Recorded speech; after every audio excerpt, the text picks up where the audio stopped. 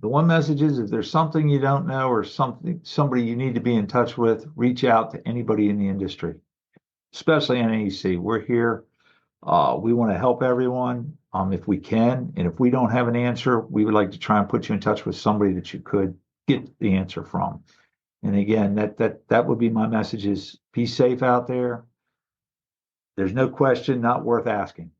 Hello, and welcome to the Elevator Careers Podcast, sponsored by the Allred Group. I am your host, Matt Allred. In this podcast, we talk to the people whose lives and careers are dedicated to the vertical transportation industry to inform and share lessons learned, building upon the foundation of those who have gone before to inspire the next generation of elevator careers. Today, our guest is David Smarte, Global Education and Safety Officer with the National Association of Elevator Contractors. David started his career in 1978 as a union apprentice in Ocean City, Maryland, and he spent over 20 years in the field. David started specializing in safety over 20 years ago and joined the NAEC in a staff position in 2021 with a desire to drive safety education throughout the industry. David loves the elevator industry and loves keeping people safe. He is passionate about learning and believes every question is worth asking. Well, David, welcome to the show. Thank you for having me. Yeah, thank you. I'm excited to be able to talk with you again. I'll always enjoy our conversations, and one of the things that I find most fascinating about you is just how much you love your job. And so, after 40 years, how do you still love your job so much? It's always new.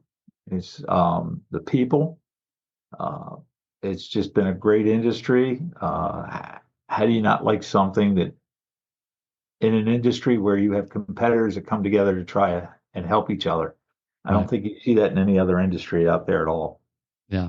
Yeah. And honestly, that's definitely true from what I've seen. And I've worked with a lot of other industries that there's something special about the elevator industry. And it from my, just watching you and others, it's like, it seems to just give you motivation, give you energy, so you want to continue to just be in that space. Oh, absolutely. I can't imagine anybody once they get bit by this industry ever leaving it. Not willingly anyhow. Yeah. Yeah. I hear you. So what is it that you love the most? Again, I like the people. I don't care what side of the track you're on, merit, union, independent, major. They're all great people. And, although they might have a little bit of a business philosophy difference, they all come together for the industry and try to make it better, safer.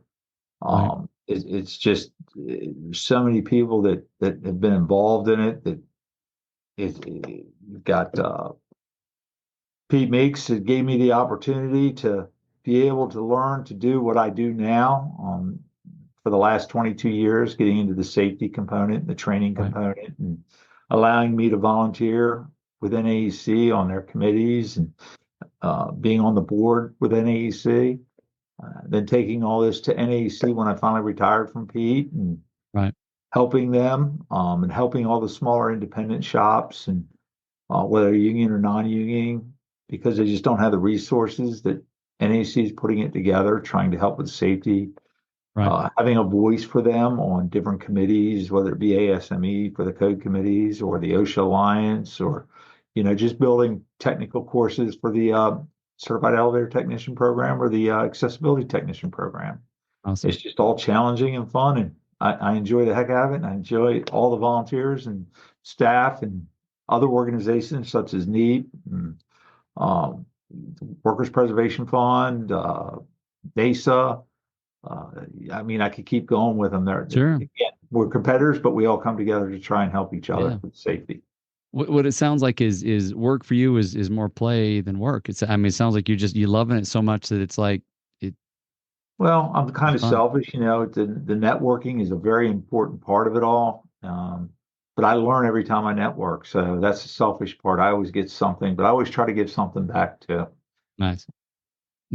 So you mentioned Pete, giving the opportunity. How did you get started in the elevator industry? Well, I started actually with the IUEC back in 1978.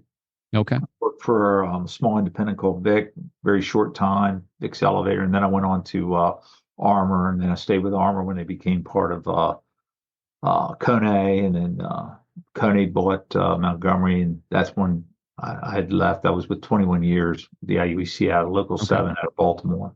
Mm-hmm. And with Pete, I went to him as as route guy, became a supervisor, and then I started doing all the training and then the safety. And, I just took a knack. When I had a bigger route, I'd always take somebody with me, and we'd spend the first couple of days doing all the maintenance, and then we do one day of learning for them, doing troubleshooting, setting up problems for them. Okay. So that's kind of how I got into the safety and the training part of it. Yeah. Yeah. So you obviously started, way before your time with Pete, but what was it that first, when you realized, I guess, that, hey, this is something I love, this is something I want to keep doing. When did that first kind of click with you? When I first started with Vic, my father had a business, and I worked with him, plumbing, heating, and air conditioning. And Dad introduced me to one of the Vic, who owned Vic's Elevator. Yeah. Vic offered me a job, and I'd had my fill of having my hands in the toilets and everything with my dad. And I wasn't even 16 at that point. I mean, from 13 to 18, that's what I did. Right. Or 17, I should say. And when I was 17, I got involved and got invited from Vic to start. Once I got my hands on the equipment and I started meeting people in the industry, it was like, there's nothing else. Just never looked back. I did take a brief stint to go into the military, but I had a broken auricular bone and ended up not being able to finish, and ended up getting discharged, medical discharge, honorable discharge.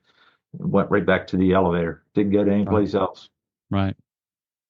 That's awesome. So it sounds like you obviously had a lot of time in the field, but it was really these last, I guess, 20 something years when you started to specialize. What kind of led you to, and you talked about bringing somebody along with you. Was safety a big part of why you were doing that, to help keep them safe? It started out more the training and understanding using the tools properly, and understanding how to troubleshoot using diagrams and layouts, and, for your equipment, trying to figure out. That's kind of where it started from. And then that quickly realized that you have to have safety. If you don't have safety, it costs you more money. Injuries, trying to replace people, downtime. So it just kind of fell together hand in hand. So I guess the 22 years I was with Delaware Elevator, about 14 of it or so, or 13 or 14, was just concentrated in the safety and the training aspect and trying to build programs. And the whole time I was volunteering with NAEC, Right. helping them with their programs. 2001, I started volunteering with them. And then about almost 4 years ago is when I started with NAEC after I retired from Delaware. Cool. What would you say it is that ultimately drives safety in the industry? I mean, you talked about, education and is it, what are the biggest factors? Is it policing it? Is it, enforcing it? Or Policing and enforcing, to me, is not the proper terminology. It's more about caring and showing to the individuals, the things that we do aren't a penalty and they're not a punishment. It's for the betterment of them, making sure they get home to their families. That's the key. You want to make sure everybody gets home to their families. They have families to support. And it's not fair. It's for the families if they don't get home. So that was the emphasis. Ray Downs always, him and I've worked together a lot on a lot of things. And Ray and I both have had the same philosophy that, you're not doing your job correctly if you're not getting people home safely. And Amen. training's the only way you can do it. I mean, that's why NEC got so heavily involved with the Alliance, the OSHA Alliance, which partnered up with NEI, IUEC, Workers Preservation Fund, NEEP, all of the offices of OSHA. Some great people that worked with OSHA: Anthony Toohey, Jim Toohey, Sandra Bullock. They were great people involved. The OSHA Alliance is still going, and you had all these major Otises and Tissons all being part of it through NEI that shared. Workers Preservation Fund absolutely were a great partner. Curtis DeVille, providing, with approval from everybody, documents for the smaller companies to help them be safe. I mean, yeah, we may be competitors, but it's important that everybody's sharing the safety and the training of the people to make sure the industry stays safe. We share labor back and forth. It's Sure. important. Yeah. Well, and I think what it sounds like to me is that, we can call it education, but it's really just helping somebody be aware that, what, the consequences of doing it this way are going to be so heavy that you're not going to, if you can just understand how important it is for you to do it the right way and to be safe, well, then you don't have to learn the hard way, because unfortunately there are those who have learned the hard way, and we don't want to repeat those mistakes. Absolutely.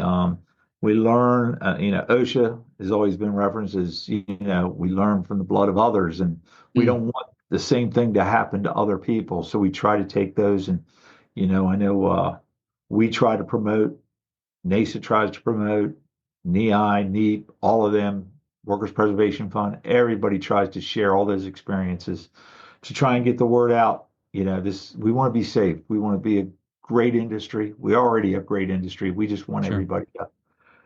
everybody to take heed to that and do the best they can, be quality, be safe, understand what they got to do. And, it's really worked out. Another great partner I do want to mention is Elevator World. They do a Sure. tremendous job with the safety handbook, NEI, NEC, and NEEP just recently have completed the remake. It should be coming out on to the market, I would say, published in the next month or two. And Nice. Yeah. it's been a really big remake. It's probably one of the biggest ones that they've done. I don't think there's a section of the book that hasn't been unturned. Dot Mahan from NEI has been a big part of it as well. Her and I are actually going to start doing some presentations on that at different Nice. events in the industry the next year. Very cool. Very cool. Well, no, and you've mentioned, multiple different committees, and I know you're involved with, code safety committees. What's your greatest desire from the time you spend with those different committees and groups? The desire is to do exactly what we're doing, trying to make it easier for everybody in the industry, whether you're an inspector or a mechanic or a business owner, to understand and make it simple that you can understand what we have to do to put the equipment in safe for the riding public, for the individuals doing the work, to the business owner. And if we're all doing it right, everybody's profitable for it. You're profitable when Sure. you get home, you're making a good living, the business owner's happy, the building owner's happy. It's a terrible event when somebody does get injured, and it affects every one of us. And that's Absolutely. and why we try to do what we do. I don't care what organization you're at. At the foremost is the training and the safety. Yeah, yeah. One of the things that fascinates me about these different groups and organizations, and is that they all, you mentioned it, that all come together, right, with kind of a single purpose. But I am curious, how do codes become code? How does hey, this is the new code. Where did that come from? Wow, you're going way, way back before me. I know what we do today is we try to, if there's a problem or an installation issue, or if there's a request for an interpretation, being part of ASME on some of the committees I'm on, and there's multiple committees, task groups, and it's constantly evolving and changing with new equipment coming out. How does it comply? There's big look right now at the harmonization with the European codes or the ISOs Oh, wow. standards, and somehow all this everybody's taking different pieces of it and they're trying to put the puzzle together. And you hope that you get the puzzle right, but when you don't, that's when you get the variances or you get a relook at it. But it's a constant evolving with a lot of great people. Like I said, Scott Boucher from Coney's one of the big ones, Dave McCall from Otis, John Koshak is independent. Sure. You know, they all have different backgrounds, different philosophies, but when we sit in the room, we're talking about it. Everybody understands, everybody has an opinion, and you try and adjust it to where you need for everybody to work and understand it. So Yeah. that's a great thing about the codes.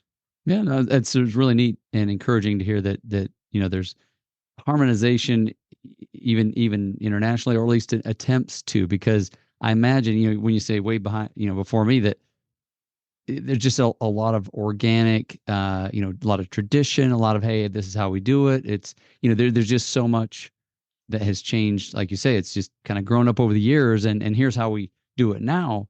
But so many different competing interests and groups, and everybody trying to do the right thing, but hitting it from a different angle. Well, to say that, well, that's always been the way it's been done, that's always being challenged now. So Yeah, that's the way it was, doesn't mean it's going to be the way it's going to be. sure, Again, I talked with David Griffinhagen and Eric Mikulski and all these guys that are part of the union side, and they point out, hey, it doesn't always have to be the way it was. sure. They're great partners in all this, and I learn a lot from all these different people. I'm constantly evolving myself, seeing different perspectives, and then listening to our members, not just our contractor members, but our supplier members. And they have pointed questions they want to get addressed or answered or try and figure it out. And humbly, I've been tasked to do some of that, and I'm doing the best that I can. And so far, Yeah, it's worked out well for everyone. It's beginning to be a little overwhelming because there's so many components and so many moving sure. pieces, but it's fun. Again, never bored, always like being challenged. That's awesome. And I think it's great that you and so many others are willing to look at, this is the way we've done it, but that, if there's a better way, well, let's find a better way. Right. And I think that's the purpose of the committee structure and the subcommittees is, hey, there may be a better, safer, you know, whatever, way to make this happen that's in everybody's best interest. You have so much knowledge is pouring into it, trying to figure and make that better wheel. You Right. don't want to reinvent the wheel, but sometimes you might have to. And especially with new ways of doing things. I mean, when I started in the trade, it was relay logic. Went Sure. from relay logic to CPUs, microprocessors now, and it's just constantly evolving. Now you have AI. Oh, wow. Yeah. There's a lot of companies working on the AI and helping with the troubleshooting component. That to me, that's my learning curve. I'm not exactly sure. I mean, the old day, you look at a print, you see a contact, you work on it's easy. Then you went to the boards. Well, the old day, you could work on those boards. They give you diagrams. You could replace components of it. Now it's just swapping. Hey, you got a bad board in this area, you get a new board, send the Sure. board off, and it's just so much, and it's constantly evolving. Drives are changing up constantly, and how you can work on the equipment and low wears that feed back into the drives to give you a better ride. Yes, they're getting more complicated. And, back in the day, it was geared. You had some gearless. Now we're looking at permanent magnet gearless. They're Oh, they're a wow. Yeah. lot more relevant now and a lot more uh, out there. A lot more. Sure. There's more product there that hadn't been in the past. And there's good points. There's bad points. There's a, it just you work through it and you apply the code and you try and get the code. If the code doesn't work, well, what would be the best way to do this? And Yeah. there's a lot of smart people out there in this industry. Right. Well, and like you say, the technology is constantly changing too. So there's never a dull moment because something's always changing, whether it's the technology or hey, the code needs to be updated now, maybe to catch up with the technology or whatever. Yep, exactly. Yeah, yeah, yeah. Is there any group that you feel like is underrepresented when it comes to safety? And if so, how could they be included more? So the group that I would have to say that was underrepresented would be your small independent mom and pops. Mm, And again, I think that's why there's been such a big focus with the OSHA Alliance, with NEI and NAEC, and um, the IUEC and Workers Preservation Fund and all of those they recognize that whether it's union or non-union, they don't have a voice. And it's hard for them because they're running a business every day and sure, it's sometimes week to week for them. So trying to get them more representation, a lot of them are joining the NAEC, which we try to sure. represent them. But all these groups recognize that, and I would say it's only been within the last 5, 6 years they've noticed that, and where all this came together. So that would be the group that's underrepresented. And, we're trying to do our best to help them at NAEC and trying to get them to, you know, listen to them. What do they need, and trying to work for them. Sure, sure. Well, and as they're invited to participate and come to the education, conferences and network, of course, call their buddies, That's the biggest thing is networking, getting them to come to, within our organization, we have the spring conference, which is getting ready to come up with down in Hilton Head, Yep. South Carolina. We're trying to have a very good educational conference, and that's what the spring is. Of course, the fall's also got plenty of education involved with it, but that's more of a big show so they can come see the equipment, the new equipment, put their hands on the equipment, talk with the engineers.